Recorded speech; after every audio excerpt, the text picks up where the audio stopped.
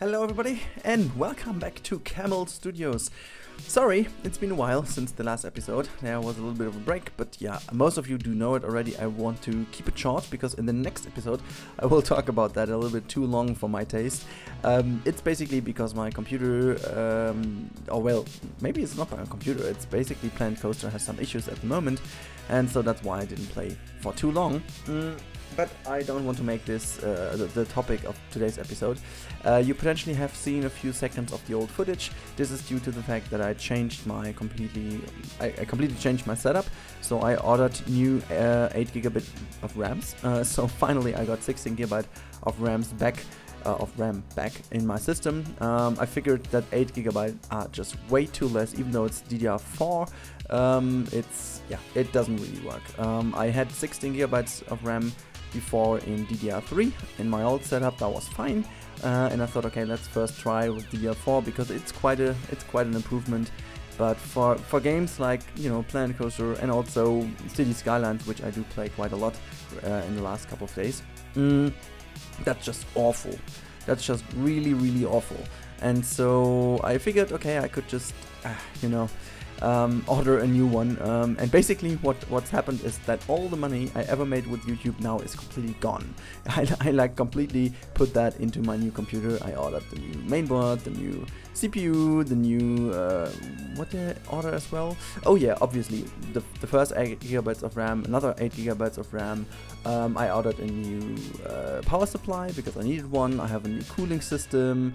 And yeah, basically my new rig is paid by whatever earned by YouTube, which wasn't that much, to be honest. I made a brilliant deal on what I bought, so I did pay less than, and I can just be completely honest with you guys, I paid less than 500 euros for like everything, which is ridiculous considering the fact what I got. So I got an i7 8700K. I got a Asus. What's this thing called? I think it's S-Rock, Strix, G-Rock, whatever, F370 type mainboard whatsoever. I've no clue what mainboards. I only know that this is a freaking good one. I have no clue whatsoever that's going on with that one. Anyways, then I got G-Skill 16 gigabyte of RAM now, which is pretty much with 3200 megahertz boost or whatsoever, how that is called.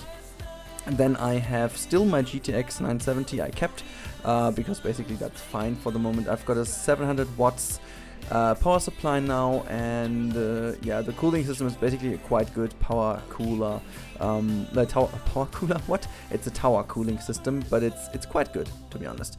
And I got a new SSD 250 gigabytes. So yeah, that's basically how the setup is at the moment, and I guess this is quite a good one. But I paid less than 500 euros for everything, which is great, because if you consider how much this is, if you would buy this completely from stock or just out of the shop, you would pay like up to 1,000 euros, which is a good deal, I would say.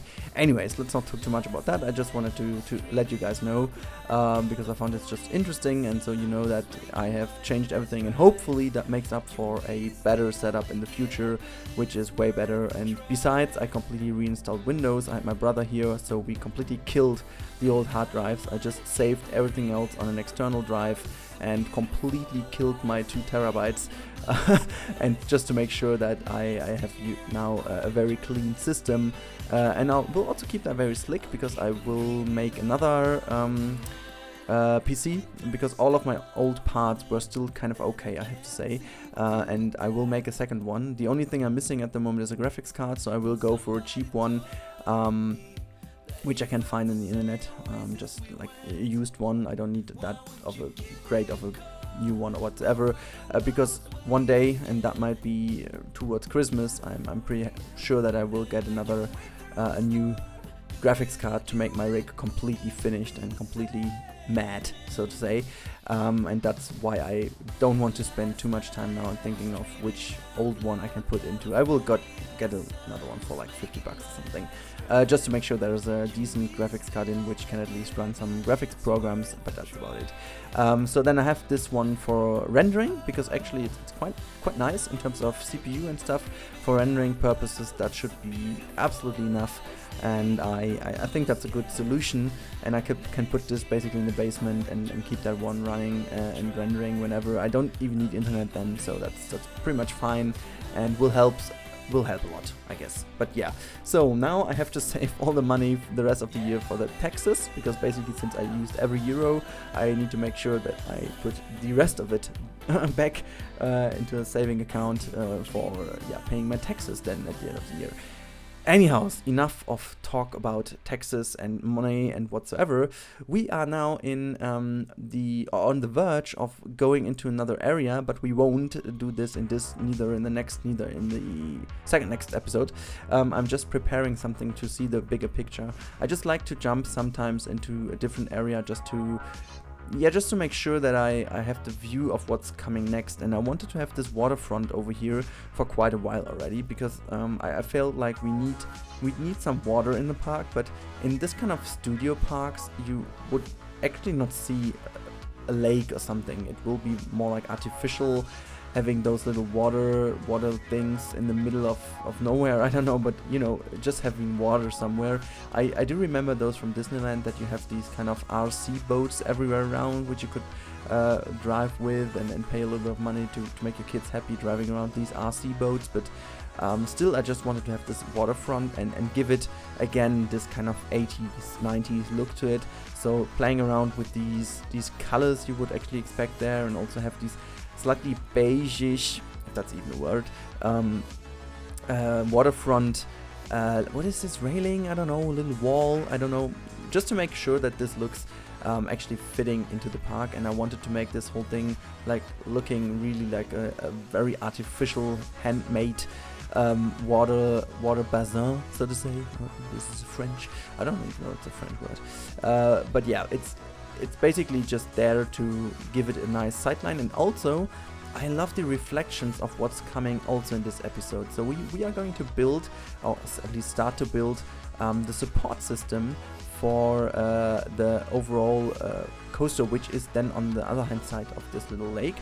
And if you look into the lake or whatsoever, this little water thing, pond, you do have the reflection of the coaster which is in the air. And I pretty much thought, okay, that's a beautiful solution to put something there that does give another picture of the skyline of the coaster, so to say. I think in the end that will turn out very beautiful indeed.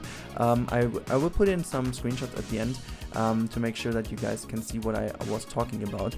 But yeah, this very thing over here really gave me a struggle. I wanted to make that look really nice and tidied up, but I couldn't figure how to build that with the actual pathway. So what I went up for was, or what I ended up with, is this solution over here. So I made this whole thing go over to the other side and just copied this over to make kind of a little floor graphics, so to say. I'm not quite sure what I'm going to do with that in the end, but for the moment I'm quite happy with that.